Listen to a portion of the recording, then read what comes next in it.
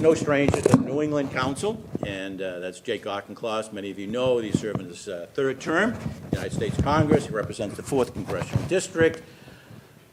He is a rising star in many people's eyes, and he has a background that equips him very well for the position that he has. He is a private and public. Private, he worked at Liberty Mutual in cybersecurity area, and Ed Keneally, I think, was going to be coming here, who really first introduced me to Jake and saying that he would be a great Congress person, and he was right. He had just served on the Transportation and Financial Service committees, and now earlier this year, he was appointed to the coveted Energy and Commerce Committee. Let me just say that is one of the most sought-after committees, and the reason why, it encompasses so many issues, not just energy, but it's health care, it's cybersecurity, so many issues, and I don't think there's anyone more equipped to handle that assignment, and maybe he'll talk about what his priorities are on that committee. So he is a person that has strong opinions, and you've heard them announced in the media, and we're very fortunate to have him here. So we have a few questions for him, but we'll give you time to ask your questions, although he does have a tight schedule here. So give a warm New England Council welcome to the Honorable Jake Auchincloss.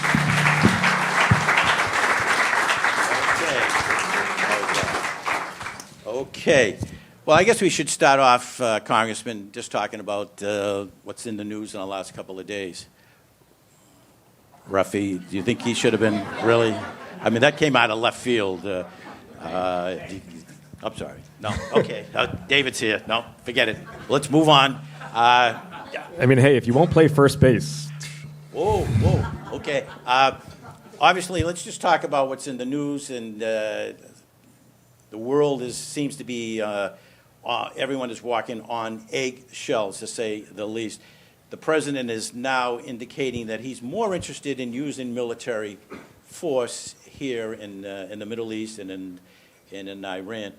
Do you think, first, what brought that on in the last couple of days, that he now wants to maybe play a major role in going after the nuclear uranium facilities? I don't know what's going on in the president's brain or in the national security conversations that he's having, and he's certainly not elucidating anything with his garbled posts. What I am tracking is the fact that aerial dominance over Iran is a once-in-a-generation opportunity. The defining feature of modern warfare is control of the skies. You can ask the Ukrainians that. It is the dominant fact, whether it's crewed or uncrewed systems. The ability to control the skies allows you to work your will on your enemy. And what Israel has achieved is aerial dominance over Iran. And so the question about whether the United States should use the bunker busters to eliminate Fordow and truly extinguish nuclear enrichment in Iran is a very legitimate question to be asking. But the president needs to come to Congress to make that case. This would be a military action of choice, not of necessity, of defense. It would not be an emergency. He has plenty of time to come and ask Congress. Congress needs to give an affirmative vote before he would make those strikes. Now, I believe there are a couple of your colleagues who have already filed or are about to file that legislation saying that the president needs to come to Congress to get the approval of Congress before he can go and use military force. What's the realistic chances of that bill even passing? I don't know, because Republicans don't take their job seriously as leaders of a separate and co-equal branch of government. This is the weakest speaker in American history. He just does not think of himself as someone who has his own Article I role. And I don't think he takes seriously the war powers responsibilities that the founders vested in Congress. And again, I'm not saying I wouldn't vote for it. If I need to see the briefing, I need to understand force protection policies for American troops in the Middle East. I need to understand whether the bunker busters actually would take out Fordow. I don't know the answer to that right now. I mean, they could, but I don't know. Engage members of Congress, equip me to be able to explain to my constituents why this makes sense to do, and then we can take a vote on it. This is exactly what the framers intended. And he doesn't have the right to just simply strike on a unilateral basis. How secure or how confident are you with his national security team? I mean, have you met Pete Hegseth?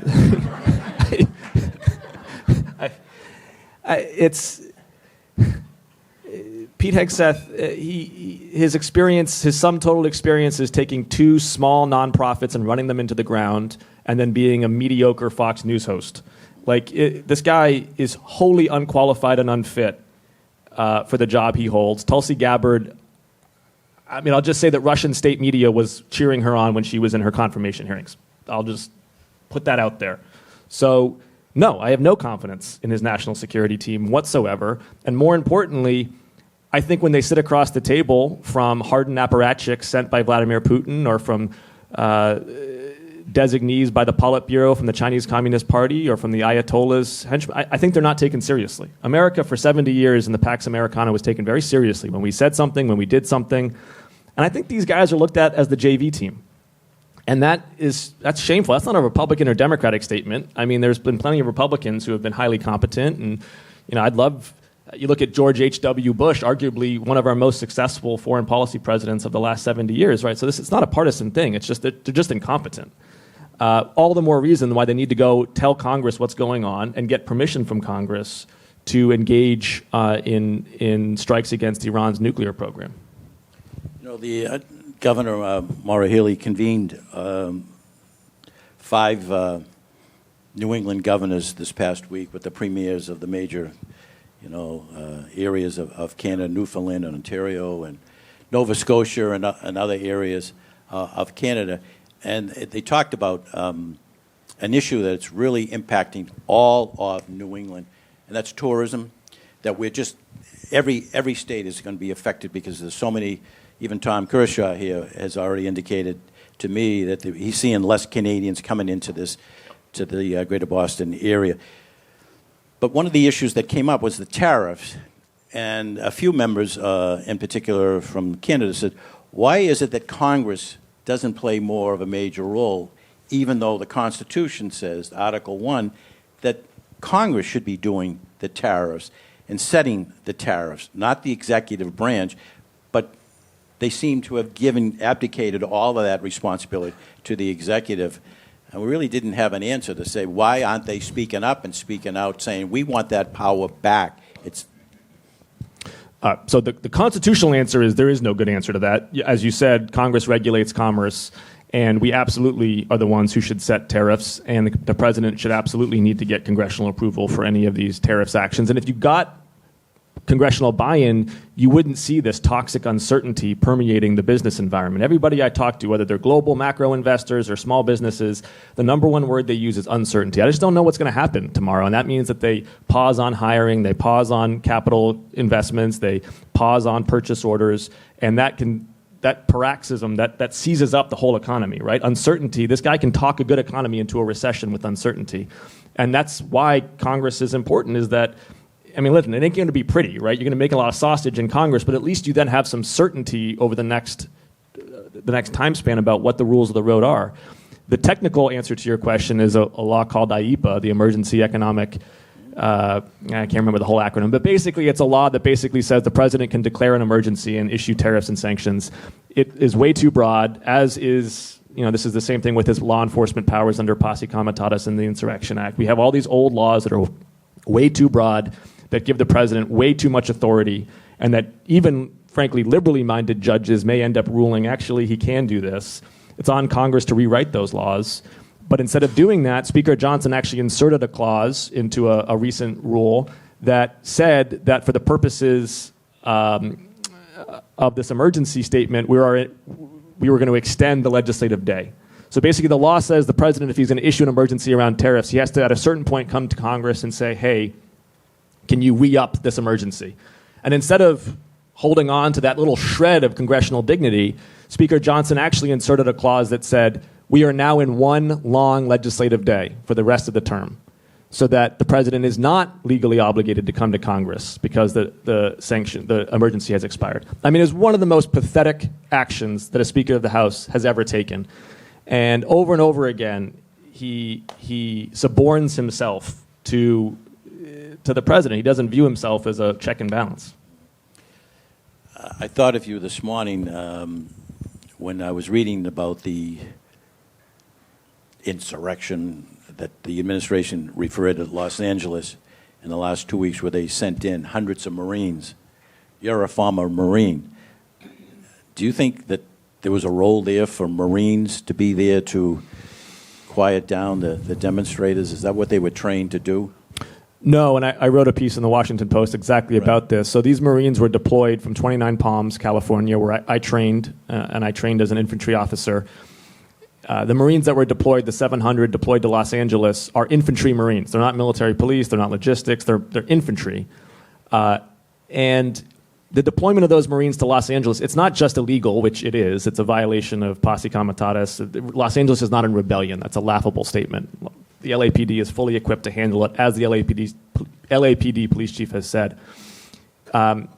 It's also really unfair to these Marines. These Marines, you got to remember, of those 700, probably 600 of them are under the age of 26. I mean, these are really kids. And they've trained for a few years to locate, close with, and destroy the enemy. And they train for urban combat, but it is not crowd control. It is building by building, training fires on the building, clearing it out room by room, demolish the building, train your fires on the next building. I mean, it is heavy stuff, and it's meant for like the Islamic Revolutionary Guard Corps or the People's Liberation Army. It is not meant for Angelinos. It's just these sergeants and corporals are being set up for failure with these actions, and it's just so unfair because it's so bad for esprit de corps and morale. That's not what they enlisted for. They enlisted to defend their country, not to be political props for some guy who's worried about his approval ratings. You know, an issue that seems to have been off the headlines and off the TV news is Ukraine.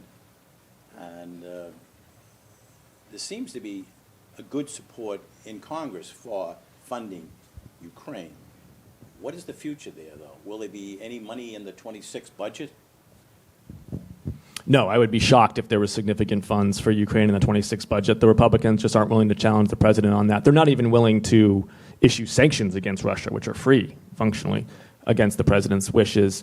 The thing that we have to do, the number one thing that I think is politically achievable right now, is we need to press for the 300 billion euros that are frozen in Brussels. Those 300 billion euros are Russian assets that were held before the war, and they were frozen at the onset of the conflict. And we already have congressional backing to seize those assets. And the reason that's so important is that it probably would cost Ukraine about 30 billion euros a year to train and equip a border force, a strategic ready reserve, and aerial defense. Basically the three layers that it would need for security: a border force, a ready reserve, and aerial defense for critical infrastructure in cities. So if you take those 300 billion euros and you allocate it to Ukraine, and you got to do some financial engineering to, smooth it out and have some oversight. But the basic idea is you give it to Ukraine for that defense, and then you look at the Russians and you say, we're using your money to equip the Ukrainians for the next decade to continue to fight off your army. We are serious about this, and at the same time, we are going to sanction your oil and gas industry, and we are going to authorize the Ukrainians to use Western-made long-range surface-to-surface missiles to take out your oil refineries around Moscow. All of that's free. None of that requires U.S. troops to do anything. And in fact, it helps the American military because we'll have tighter feedback loops with the Ukrainian, basically living laboratory of modern warfare. And it creates a position of strength against the Russians. And you can negotiate with the Russians from strength. But right now, the president is negotiating from weakness. And if you negotiate from weakness, you're just going to get appeasement. Your colleagues on the other side passed the big, beautiful bill on May 22nd by one vote. Now it's in the United States Senate, and there are some Republican senators, in particular Ron Johnson, Wisconsin, has already indicated, let's forget this July 4th deadline. We're going to go into August because this bill is over 1,100 pages. We really need to do more research, but also he indicated we need to do more cutting. I guess my question is, what aspects of the bill that you, your colleagues, voted for in the House are you most concerned about? It's also worth noting that we lost that vote in the House by 1 vote, and since January, 3 House Democrats have died in office. Jerry Conley. And candidly, that's something that Democrats need to reflect on. Okay, there's a lot of calls for the Democrats to reinvent and reposition, and we got to do a lot of that stuff. We also need to be in office and be there to vote on things. And we while deference to seniority is important, those 3 extra votes were really going to matter. We could have really changed that bill with 3 extra votes.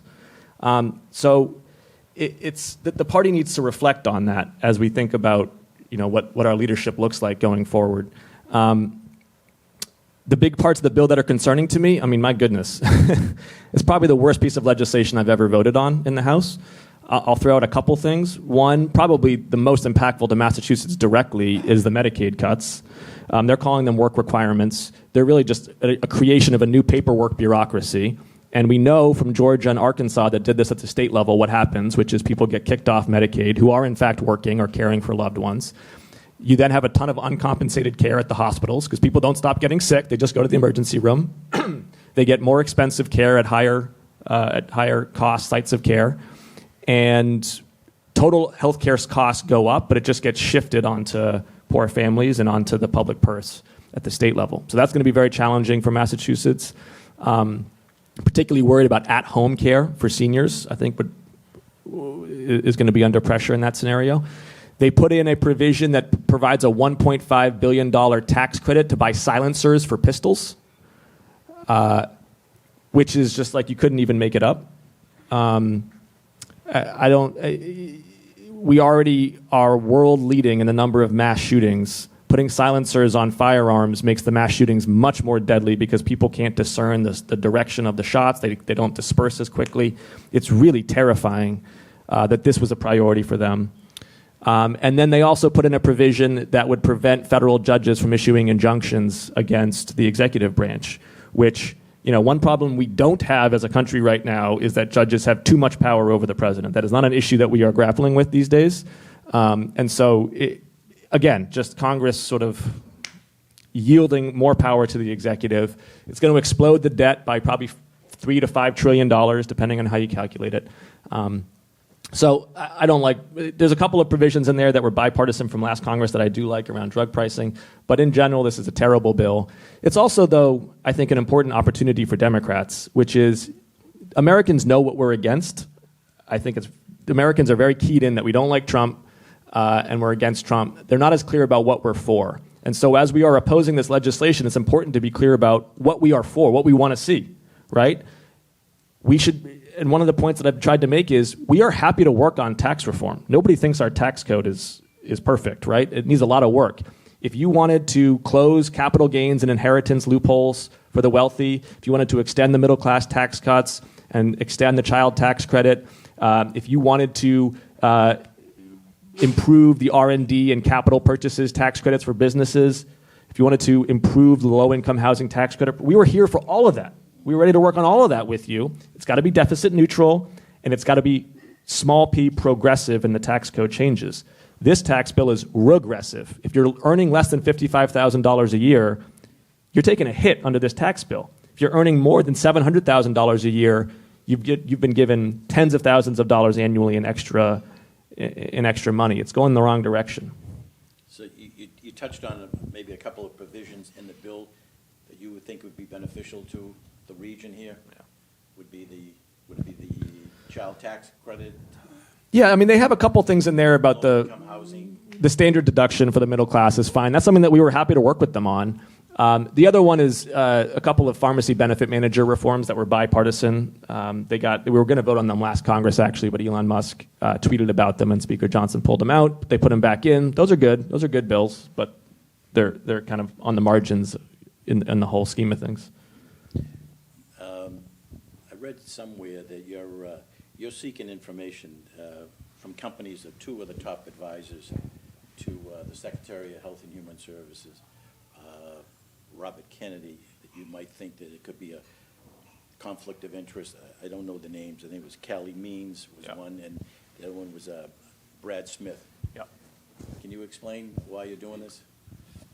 I'm on the Committee of Jurisdiction over Health and Human Services, and Secretary Kennedy has made really astounding allegations of corruption against the scientists at the Food and Drug Administration and elsewhere. These are hardworking people who are trying to use evidence to improve public health. And while he is doing so, he simultaneously has two people on staff, one of whom just left, who have true conflicts of interest that we need to figure out amount to corruption or not. One of them is Brad Smith. Brad Smith led healthcare for Doge. And Brad Smith also runs a massive healthcare products and services firm whose 5 biggest investors are the big Medicare Advantage health insurance corporations, United Health, Cigna, et cetera. So he had control over CMS hiring and firing for 100 days, and all of his biggest investors are regulated and reimbursed by CMS. So that's very convenient for Brad. And if we see evidence that he used that to help his private sector businesses. One, he adjusted a rule that would increase reimbursement rates for the Medicare Advantage organizations and reduce oversight. And two is when they were doing these big reductions in force across HHS, the firings, he fired a ton of FDA scientists, but he very purposefully spared CMS employees. And there's actually a whistleblower complaint now by one of those CMS employees that says Brad was in there and everybody who regulated and reimbursed his investors, he was protecting from the firings. So we want more information about Brad Smith. The other is Callie Means. Callie Means is, think of him as like Maha in chief. He's big in the Maha movement. He's, I think, technically the chief of staff to RFK. He's a White House employee, a White House advisor. Callie Means also runs a business. He founded a business called TrueMed, which basically uses health savings accounts to buy non-regulated supplements. So you can use tax preferential dollars to buy a sauna or buy some GNC supplement that frankly doesn't do anything. And he has been adjusting federal policy to make it easier and to expand the use of HSAs for all of this, frankly, snake oil. So the both of them just have clear and present conflicts of interest. And not only are they, I think, plundering the public purse to help their businesses, they also have the hypocrisy to then turn around and accuse a bunch of dedicated servants that they're the ones who are corrupt. And it just doesn't sit right. As I mentioned earlier, you just been appointed to that coveted position, Energy and the Commerce Committee. What will be your priorities there? To be clear, I was elected, not appointed to that committee, and I know that because I've got a lot of scars to prove it. Those are very, very competitive slots. The priorities there, I'm on the Health, Energy, and Environment subcommittees. So number one, just trying to protect evidence-based policymaking at the FDA and the NIH from RFK. I've been very disappointed by Dr. Macari, who's the FDA commissioner, and by Dr. Bhattacharya, the NIH director thus far. They're both scientists. They're both well-respected people. I thought they were going to be able to create some insulation between RFK and his quackery and conspiracy and the actual science that they run. And to date, they haven't done it, which really just reinforces that we've got to create some bipartisan political top cover for those scientists at those agencies from RFK, and I've been working on that. We've had some success. We've also had some failures, and it's just kind of an uphill fight to, as much as possible, protect that. That's not just the right thing to do for public health. Obviously, as we all appreciate, Massachusetts is an eds and meds economy, and we thrive on great science and the translation of great science into great healthcare. And to the degree that it stops being evidence and starts being political favoritism that decides those things, Massachusetts loses because we are definitely not in political favor with this administration, right? We win when great science wins. Drug pricing reforms remain front and center for me as well, and there's bipartisan commitment to that. The health insurers are ferocious lobbyists, and they're pushing back. And then on the energy front, the interesting thing about the energy front is that in some ways, it's actually the congressional Republicans who are the odd man out right now. The Secretary of Energy and center-left congressional Democrats actually agree on a lot of things. We want to extend the nuclear and geothermal tax credits from the IRA. We want bipartisan energy permitting reform. We want the Loan Programs Office at the Department of Energy to be protected. We're kind of actually aligned, And it's actually congressional Republicans who have been eviscerating all those programs that make it hard for us to do nuclear and geothermal. And, the one area where unfortunately there is alignment between the administration and congressional Republicans is offshore wind, where they just all are arrayed against it for reasons that have candidly nothing to do with energy policy and everything to do with the president's golf course in Scotland. In the Senate bill, there was some good news on the clean energy in the sense that where the House just eliminated it, the Senate is phase it over the next 3-4 years. At least gives them time to, if they have the permits in, hopefully they'll be approved, and then they can get the project up and running, and they can get the benefit. So that, I thought, was good news there in the Senate. I was going to ask you on, you understand NIH very, very well. Here in the Commonwealth of Massachusetts, we receive about $3.5 billion, which is probably, I think, California, New York, and Massachusetts. But per capita, we're number one, and being a recipient of both the NIH and National Science Foundation. But it seems to be, obviously, it's on the chopping block, being either frozen, cut, or eliminated. Just talk about that impact here in the economy here in the Commonwealth of Massachusetts, and also on all the wonderful work that they're doing in addressing serious, health issues. So it's not just the administration's cuts to the NIH that it's doing illegally through impoundment, and it's not just their change or their attempted change to the indirect cost recapture rate, which is a penalty on research infrastructure. It's also the president's proposed budget, which is the NIH's budget is roughly $35 billion. He wants to take it down to $17 billion, which would be, one of the biggest own goals in post-war American history. At the same time, keep in mind, the Chinese are spending more than they ever have on research and research infrastructure. They have dozens of nascent Kendall squares in China. That's not an exaggeration. Their preclinical and phase 1 trials are much more efficient than ours are. They're doing terrific basic research as measured by peer-reviewed publications. They are game on. And Xi Jinping himself has made biotechnology a state-level priority for his Politburo. And what are we doing? We're bullying immigrant scientists, and we're cutting NIH funding. It really calls forth how vital it is for Massachusetts to nurture, not just at the state level, but at the federal level, our biotechnology ecosystem.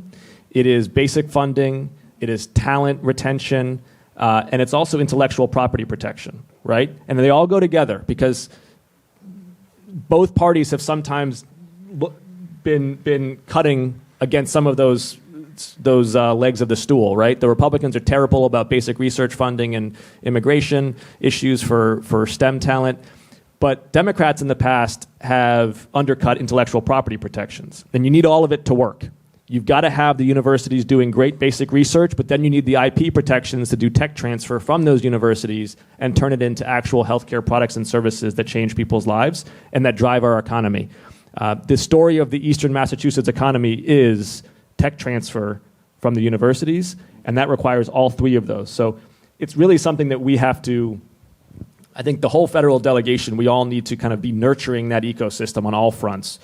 Improve NIH funding, help with talent acquisition and both through education and immigration, and also be boosters of intellectual property protections that give investors and innovators confidence to take these things to market and create jobs. Is there any discussion with your New England congressional colleagues to work with your colleagues in North Carolina, to work with your colleagues in Texas, to work with your colleagues in Alabama, who happen to be Republicans in areas where very generous NIH funding is sent to, that maybe we could make it beyond a New England issue to say, look, this affects an awful lot of the United States, states that have been very generous in getting the NIH funding. Yeah, the problem isn't opinions. The problem is courage. The Republicans in the 116th Congress issued a report on outcompeting China. It was a Republican-only report where they called to double science and technology funding over the next decade. And I've spent the last 5 years complimenting them on that report and saying, I would love to see you do literally anything to manifest that recommendation. And so it's not that they don't get it. They get funding matters. They see their universities. The problem is that when the president says something, they just don't ever clap back. So I can't make them do the right thing politically. They're persuaded already. They just don't have the political courage to do it.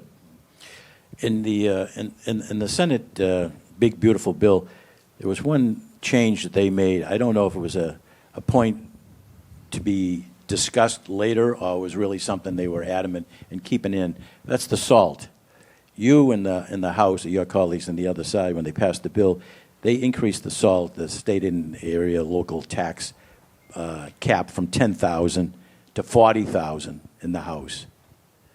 In the Senate, they kept it at $10,000. Now, obviously, the Republican members in the New York delegation in particular, they're not going to vote for that, are they? I mean, Jim, the number of times that I have heard House Republican moderates huff and puff and then get blown down, it just over and over again. Oh, we're never going to vote for cutting PBS funding. Literally watched them flip their votes on the House floor last week. So, you're going to have to excuse my lack of apprehension about, what they're going to do. They're going to fold. They're all going to fold. Is there any opportunity for you to work across the aisle on a bipartisan opportunity on meaningful legislation this Congress or next Congress? Sure. In fact, most of my work is bipartisan. So I'm working on drug pricing reforms to the intermediaries, the drug pricing middlemen. All that's bipartisan. Empowering pharmacists, lowering co-pays, just taking out the big middle of our vertically integrated supply chain in the delivery of medicine, and just trying to say, listen, the innovators, the pharmacists, the patients, those are the parts that matter. The paper pushers in the middle, not clear how much value you're creating, but they're taking 50% of the value out. Working on some energy issues on geothermal with a Nevada member of Congress in the Republican Party. Working on last Congress had big social media legislation that was bipartisan. Unfortunately, less appetite on their side now for that. We all saw Donald Trump invite all the tech robber barons to sit in front of his cabinet at his inauguration. That sent a signal to the Republican Party, we're not doing any legislation or regulation around social media, so now they won't want to touch that. In fact, they issued a moratorium on AI regulation in the big, beautiful bill in the House. So that's been very disappointing, but also an opportunity for Democrats. The first party that takes on these social media platforms, these trillion-dollar corporations that are attention-fracking our children, the first party that takes them on, I think, wins generational trust with younger parents and with the next generation. Are you working with your colleagues on the Democratic side to try to recapture the House next year, and what steps are you taking? Last cycle, I wrote or raised $1 million for battleground Democrats for the House. I'll be very involved this cycle as well. The map is just narrower than it used to be. It's a few dozen seats, and you got to have candidate quality really matters. Early funding really matters. And the most important way that we turn him into a lame duck is to win back the House. We have a couple of minutes for questions if I haven't asked on a topic that was of interest to you. Feel free to raise your hand and identify yourself. But we've done pretty good. I guess not well enough for Joe Donovan. Joe Donovan. Joe Donovan. Thanks, Jim. Thanks, Congressman. The Bio International Convention is once again in Boston this week. This is the world coming into Boston. What was unique about this convention is that the federal government, federal agencies, NIH, CDC, Defense Department, which does a lot, none of them are there this year. 2 years ago, they were there in spades.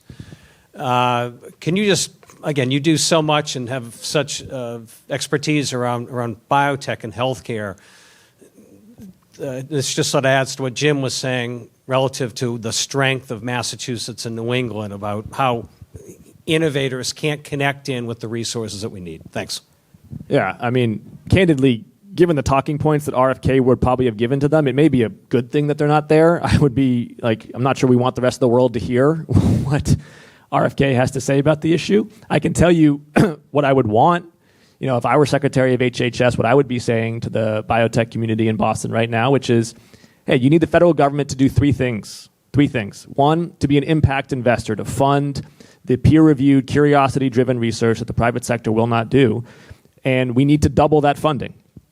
Double it through the NIH budget, through the National Science Foundation budget, through DOD's budget, which is significant for biomedical research. But we need to surge resources for that basic research that then is translated by the private sector. Number two, you need us to be a smart regulator, to have good air traffic control lanes between FDA and EPA and other agencies for biologically derived products, and to have an evidence-driven, transparent, and fast process for approval. Not cutting corners, but expeditious. And no, that doesn't mean you throw AI at the problem. If I have to hear Dr. Macri talk about AI one more time, you're not going to... Artificial intelligence is not a shortcut for scientists looking at primary source data and creating this new approval pathway that the FDA commissioner gets to assign based on what I can tell is politics is terrible for innovators. You talk to the best biotech companies in the world, they do not want the FDA to be weakened. They don't want some slapdash AI evaluating their research. They want scientists on the other side of the table who will hold them to high standards, who'll be fair and who'll be fast, but hold them to high standards. And then number three, we need the federal government to pay for value. I mean, something like half the revenues for a lot of these companies are coming from Medicare and Medicaid or from TRICARE. And we've got to pay for the value of new medicines and new medical device technologies, and do so in a way, again, that's transparent and predictable. Because when you signal that you're willing to pay for value, you're going to crowd in a lot of investment into the industry. So those are the three things I would be saying. I'm not sure that RFK would be saying any of those things, and so maybe it's better that he's not there talking. Gentleman here. Hi, Congressman. I'm Tim Honey, American Building Affairs Alliance. What's on your radar for housing and residential construction issues? Well, one, the tariffs and the uncertainty around the tariffs are going to significantly raise hard costs, right, for construction. I think the deportations are going to make it harder on workforce issues, even for general contractors whose workforces may all have documentation. You're going to see, I think, reduction in labor force participation because of fear. You look at, this is true in Massachusetts, but even more true in Texas and Florida, where like half of their construction workforce is first-generation immigrant. I think that's going to raise costs. I think home insurance rates are going to be going up, not because there's profiteering, but because home insurers have to forward price the cost of repair and replacement, and they have to assume that there's going to be some tariffs in place on Canadian lumber or on semiconductors and parts and things like that. And so that's going to inhibit the market. There's a lot that the federal government can do to promote housing construction. We need to build 5 million units of housing over the next decade as a country. It should be one of our primary priorities. I'd be interested in proposals to better use federal land for housing development, whether it's transit-oriented land, whether it's repurposed federal sites. Here in Massachusetts, we've got Fort Devens and Weymouth Naval Air Station, both decommissioned military bases within a commute to Boston that could be turned into very significant developments to create a lot of housing here in the state. And the federal government can use financing tools to induce more housing development. There's been some proposals to have Fannie Mae and Freddie Mac, for example, create securitization around construction financing, basically to make it cheaper for general contractors and developers, including small-scale ones, to get loans to do construction. So there's a lot of productive things that we can do. The Secretary of the Interior and the Secretary of HUD have said some things about federal land. I'm a little skeptical. I'm worried that they're going to build it like in the middle of a national park on top of like a bald eagle's nest or something, because they're just like... But the right way to do it would be to do it on federal sites near transit, like federally owned transit-oriented sites or decommissioned military bases. Like that would be the sensible place. And if that's what they come out with, I'd be interested in working on that. Thank you. Lenny Glenn. Congressman, thank you, and Jim, thank you very much. Congressman, I want to ask, when we look at the general political environment, President Trump and the Republican Party have a very effective, disciplined, aggressive, constant messaging platform. Is there anything the Democrats, as a party, could do better to counter that? For example, a war room of sorts with input from elected Congress people and elected Democrats and the party itself, to counter more effectively the constant stream of, communication, misinformation, disinformation, truth, lies, but it's a stream that's constantly flowing, messaging, very disciplined. And they have an entire media ecosystem that functions pretty much exactly the way media functions in Russia. We need to have better communication. What are Democrats doing to form those kinds of organizations or messaging entities? It's a very big question that I won't attempt to answer comprehensively. I think I would push back a little bit on the contention that the MAGA messaging machine is an asset for them wholly. It is true that they are engaged in sort of a post-truth politics where they can create their own weather, right? And that can be an asset. It's also true that the meme machine that they have, where things go from a Reddit subthread to Twitter to White House policy in like 72 hours, yes, that's dynamic and it sort of can be intellectually energizing for their base. It also is pulling them into some weird places that is not where the American public is at, right? Like They do get high on their own supply. that is a crisper way to put it. Yes, and I don't actually want to mimic that what I don't want to see the Democratic Party do is get pulled to like our DSA left with an online meme machine. We have enough overly online leftists in the party, right? Like that is not something that we need to turbocharge. What I'm more interested in is I think that what's going to happen over the next 3 to 5 years is there's going to be so much AI slime spread across the internet, auto-generated, of questionable veracity, that people are going to decreasingly trust what they are seeing online. Right? Like, just for example, imagine that Hollywood Access tape from 2016. Remember the one where imagine that came out today. Does anybody in this room think that he would admit that that was him? There's no chance that he would cop to that. He'd just be like, that was fake, right? You're going to see increasingly that happen, where people are just going to actually reject the veracity of anything that is digitized.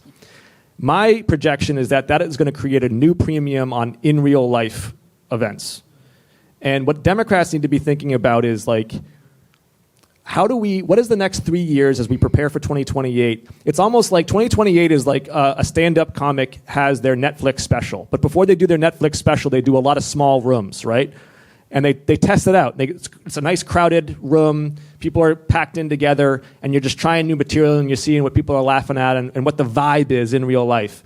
And Democrats need to do like 3 years of touring, see what the new material feels like, and then we get our special in 2028. And it's got to be in real life. I think online, the premium online is actually going to be devalued over the next few years. Other questions for the Congressman?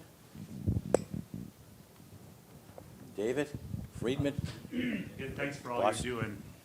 Since you brought up Democratic Socialists, I'm curious for you to veer off and talk about the New York mayoral election and other aspects of the party. And for those of us who are concerned that far radical left politicians aren't effective for our party or for policy, what are your thoughts? Yeah, I think the party needs to reject the anti-Zionist DSA left, and explicitly call out that this claim that somehow anti-Zionism is distinct in practice from anti-Semitism is just decreasingly true in American political life. And be clear that there will be no acceptance of anti-Semitism or hate in the Democratic Party. And the Republicans need to say that too in the Republican Party. Tucker Carlson platforming Holocaust deniers is unacceptable.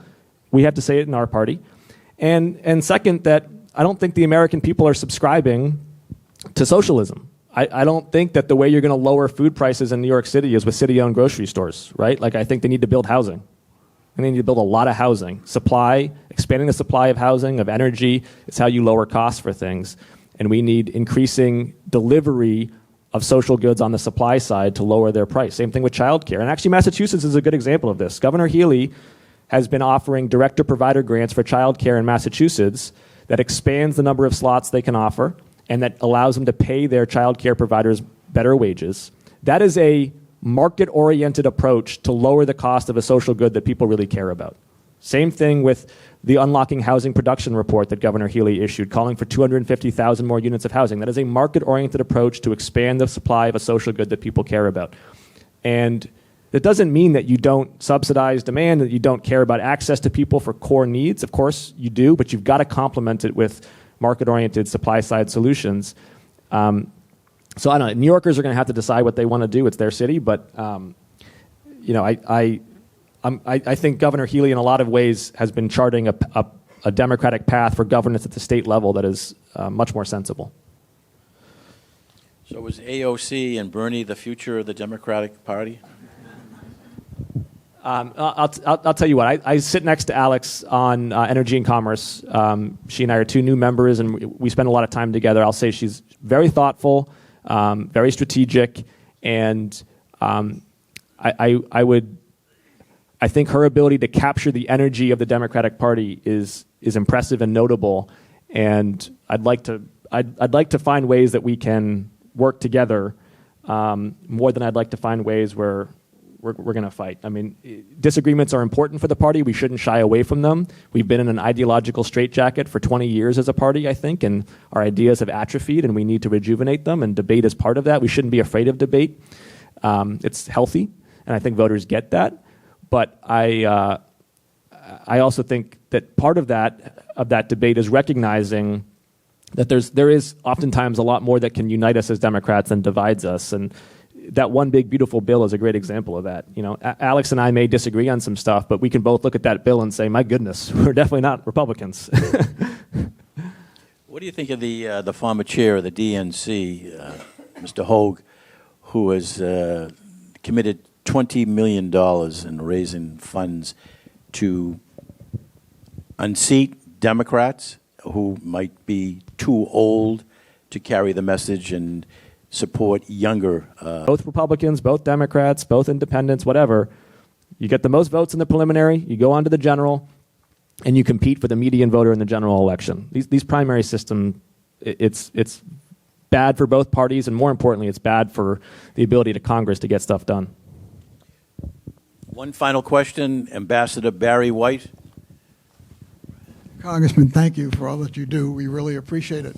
The question is there anything that you see that can make some of these Republicans have, as a Boston famous lawyer said, a sense of decency and understanding what they're doing is really hurting the country and hurting their district? Is there anything that's going to break that other than the fact that they might lose an election?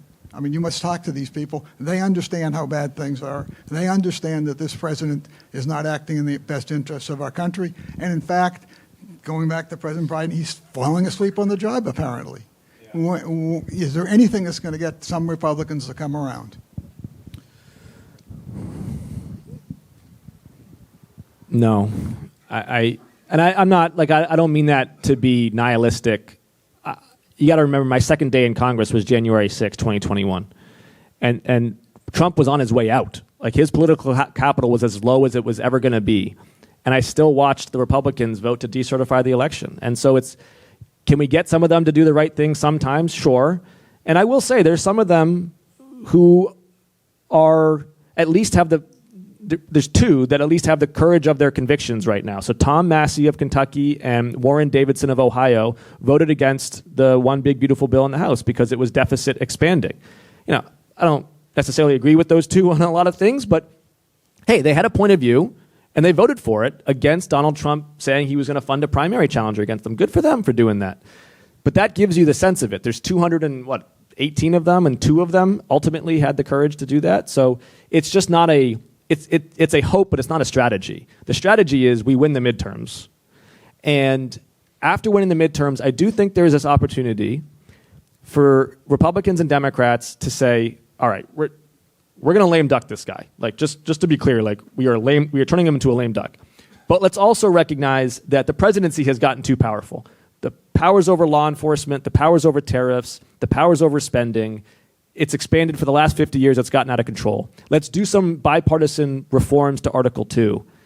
And Trump is going to veto those. But it at least would set the stage for, in 2028, the next president to come in and actually do some meaningful constitutional reform. Because we can't be electing a king every 4 years. It's terrible for the republic. Pardon reform, good point. Yeah.